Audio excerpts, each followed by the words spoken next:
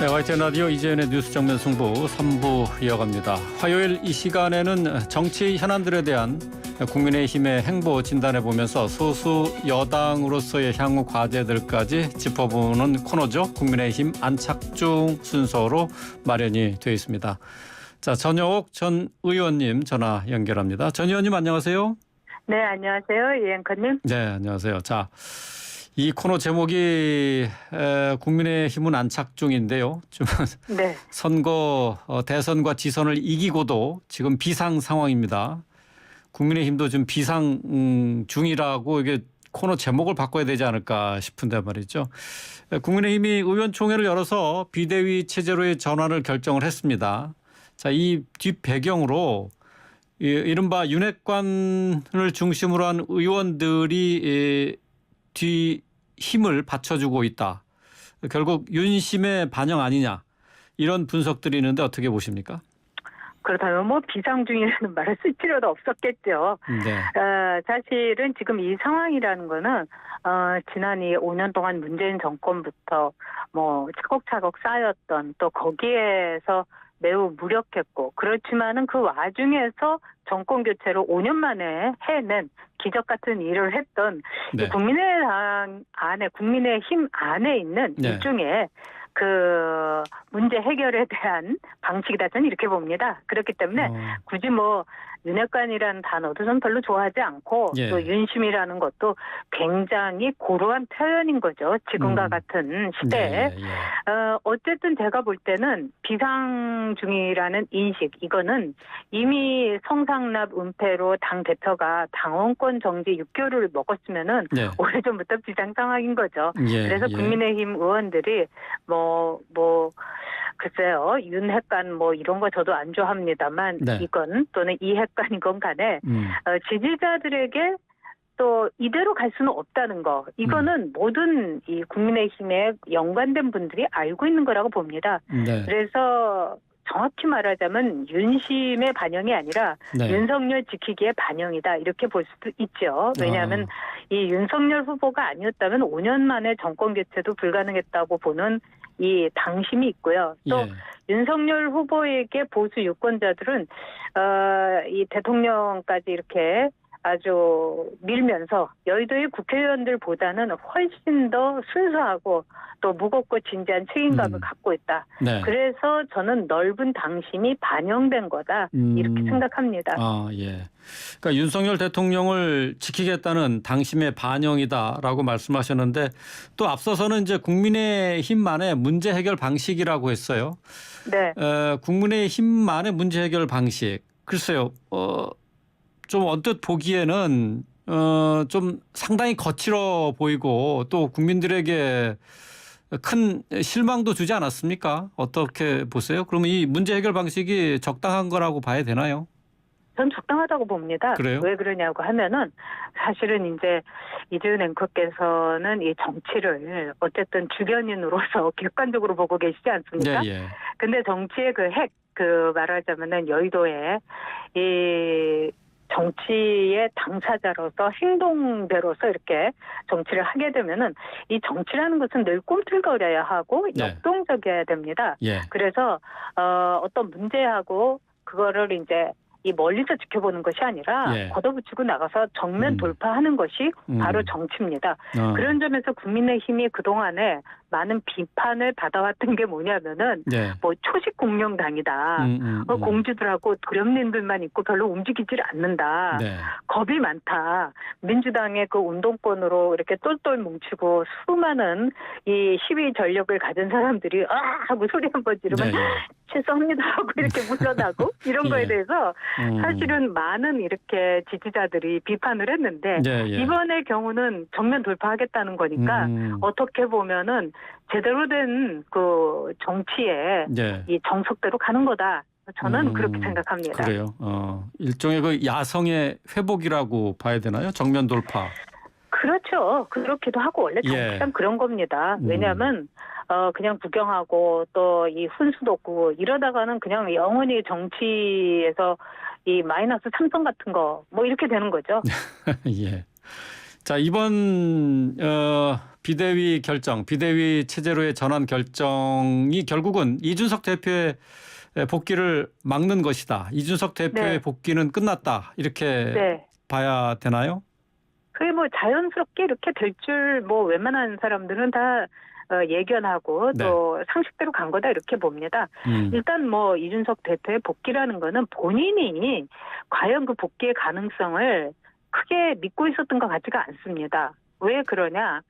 이 윤리위의 결정에 대해서 뭐 가처분 신청을 낸다든지 또 네. 법적으로 문제 제기를 한다든지 그런 게 전혀 없었지 않습니까? 네. 그렇기 때문에 이준석 전 대표는 게임이 끝났다는 걸 이미 알고 있었고 네. 다른 방식으로 자기의 그 호소, 이 말하자면은 니치마켓, 큰 시장에 가지 않고 이렇게 틈새 시장으로 들어갔던 게 아닌가 이런 생각이 듭니다.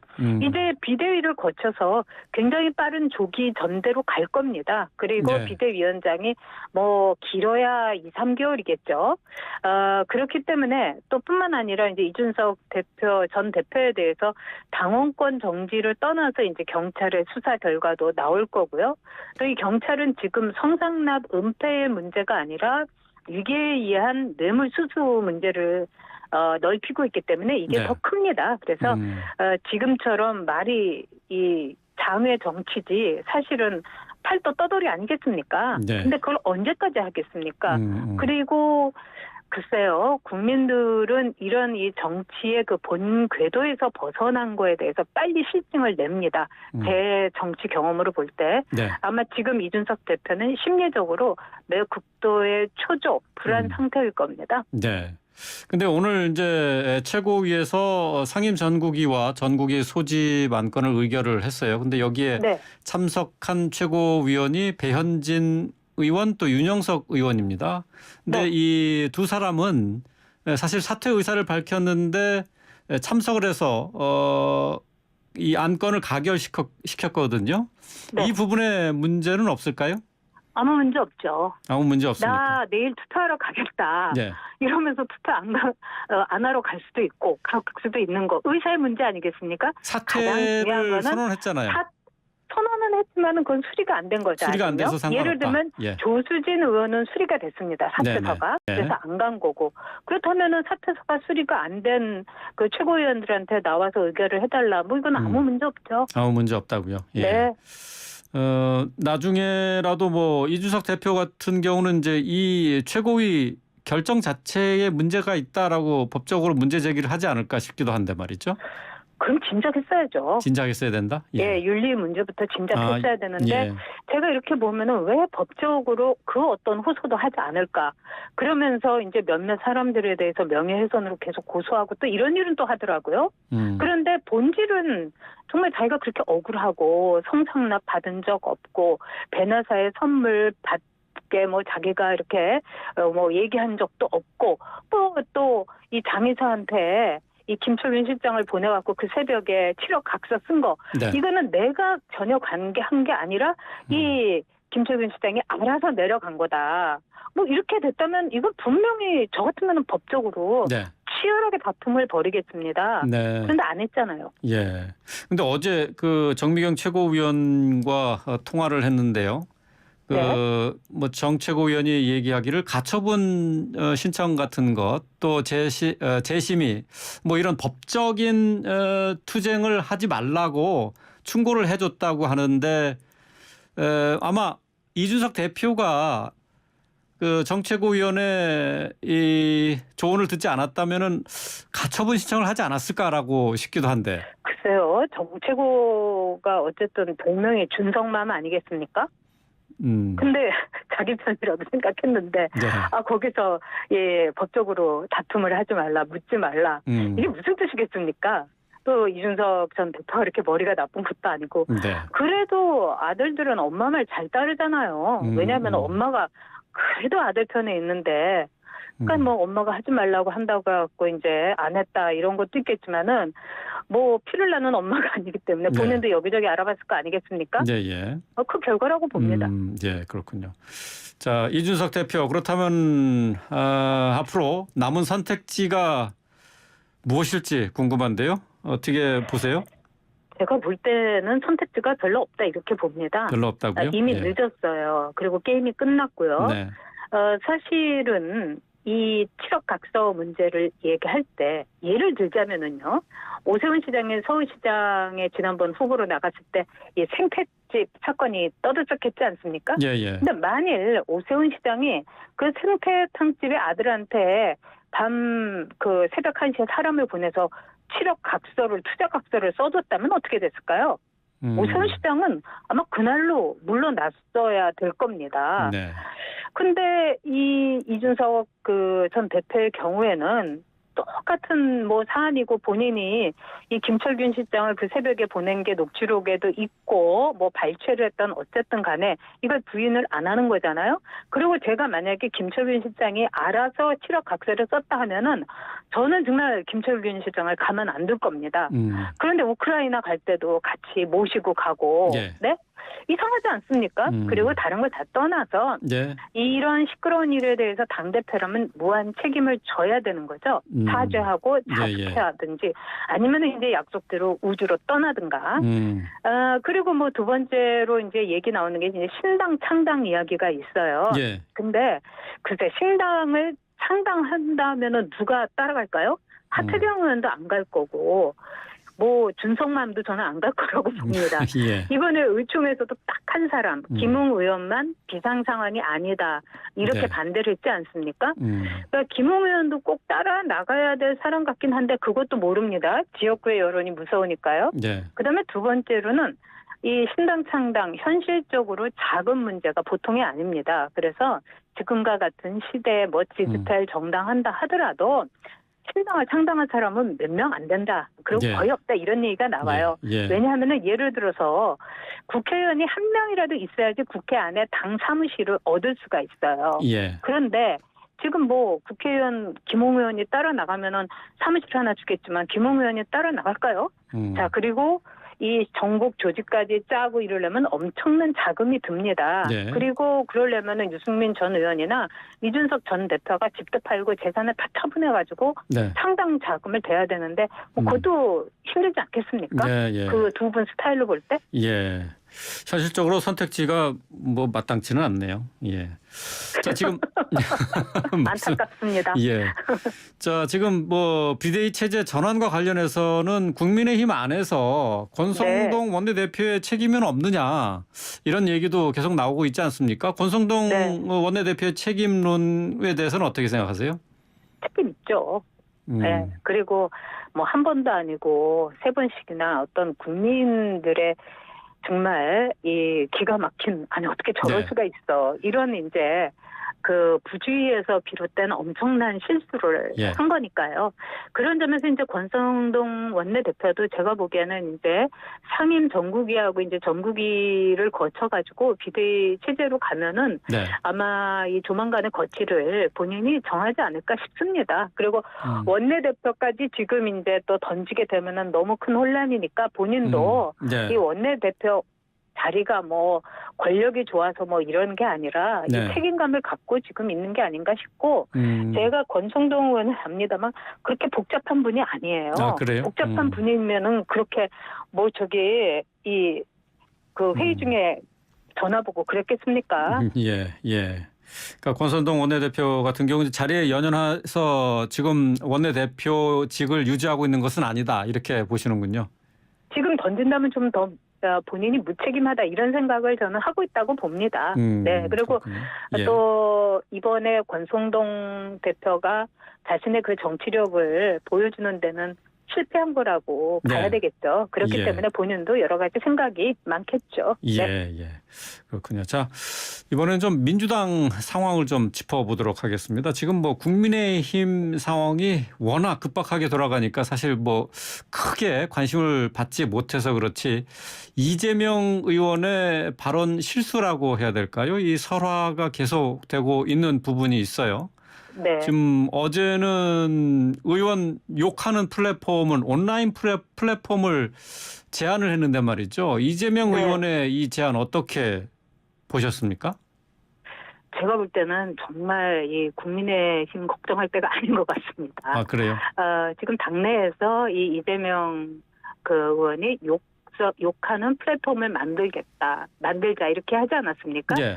여기에 대해서 이제 박용진 의원이라든가 뭐 강훈식 의원이 탑3에 든 대표 후보군들이 일체의 문제를 제기하고 있어요. 예, 예. 그렇죠. 그러면서 이제 박용진 의원 같은 거는 이거는 인민재판 아니냐 이렇게 이야기를 하고 있고 또 이제 이 당 내에서도 또 말하자면 본인에게 눈에 거슬리는 그 의원들에 대해서 네. 개딸과 양아들을 통해 가지고 정말 욕설과 말하자면은 일종의 이 진짜 문제를 그 직접 민주주의라는 이름 아래 네. 개딸들에게 이 압력을 주고 개딸들에게 권력을 줘가지고 눈에 거슬리는 의원 이제 제껴버리겠다는 거 아니냐 이런 예, 이야기가 예. 많이 돌고 있습니다. 네. 그리고 이 이재명 의원은 진짜 이 욕하는 플랫폼 만든다는 얘기는 진짜 해서는 안 돼요. 이재명 의원이 그 욕설 문제로 얼마나 곤욕을 치렀어요. 예? 예. 그런데 이렇게 자승자박을 하는 걸 보고 과연 이분이 진짜 정치력이 있는 분인가 저는 좀 의구심이 가고요. 그다음에 또 하나 놀라운 거는 이런 제안을 했어요. 이 욕하는 플랫폼을 만들어가지고 예. 이걸 순위로 매기자 이겁니다. 예. 그래서 오늘 누가 어떤 의원이 항의 문자를 제일 많이 받았는가 네. 또 어떤 의원이 가장 많은 비난을 받았는가 이걸 뭐 1등, 2등, 3등을 이렇게 해가지고 또 발표를 하자는 거예요. 와 이거는 사실은 그 옛날에 그 마오쩌둥이 문화 대혁명할 때 자기의 정적을 이 말하자면 해치우고 정적들에게 이 제거할 때 썼던 수법하고 유사합니다. 네. 네. 예. 누가 인민에 가장 많은 비판을 받았는가? 누가 인민들에게 그 복무를 제대로 하지 않았는가? 이거 막 순위 매기고. 네. 와, 이런 거를 어디서 배워가지고 지금 이 그래도 민주당인데 이렇게 이야기하는지 저는 정말 소름이 돋더라고요. 그리고 예.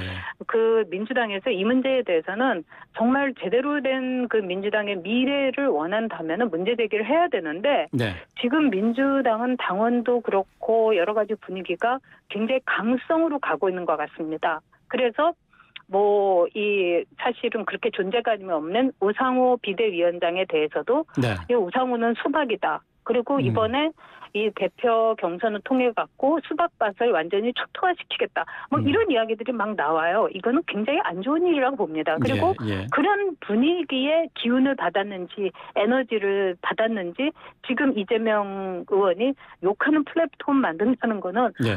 정말 어안이 벙벙한 일이죠. 예. 욕하는 온라인 플랫폼을 만들자.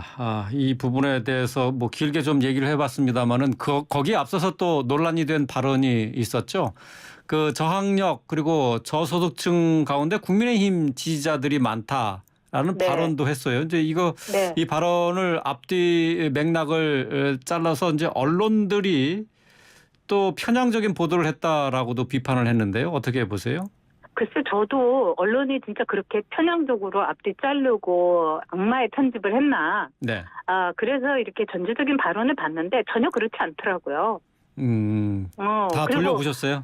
네, 다 봤습니다. 네, 그 예. 요새 뭐 찾아보면 다 나오잖아요. 예, 그렇죠. 예. 네, 그러니까 결국은 이제 계급 배신론을 얘기한 거죠. 그 레닌이 말하자면은 자기의 그 출신 계급을 배신했다. 그리고 뭐 장점인도 그랬다. 왜냐하면 레닌도 굉장히 그 중산층 이상의 집에서 태어났고 그다음에 장점인도 맨날 자랑하는 게 우리 집에 피아노가 있었다 이런 거였지 않습니까? 네. 그러니까 오히려 부유한 사람들이 저런 무산 정당을 지지하고 또 그 반대로 가난한 사람들은 이제 국민의힘 보수 정당을 지지한다 뭐 이런 이야기를 하고 싶었을 텐데 예. 이거는 거꾸로 얘기하자면은 이 민주당은 배우고 돈 많아야지 이제 지지할 수 있는 정당이 됐구나.